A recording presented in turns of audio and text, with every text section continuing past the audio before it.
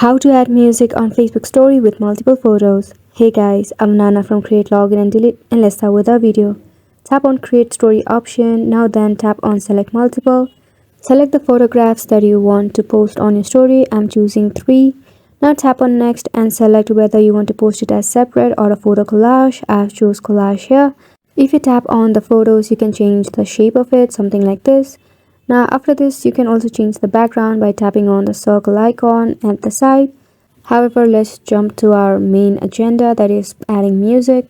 So there you will see a music icon. Just tap on the music icon. You can select from the list or browse on your own. Here I'm choosing funny song. Now you can select any song that you want after you listen to it. Now you can tap on this music template and you can select the verse by just sliding the verse like this. You can also select the layout of the song by tapping on the 4 option that is shown right there. Now you can arrange it as well in your screen, and once you're happy with it, just tap on share.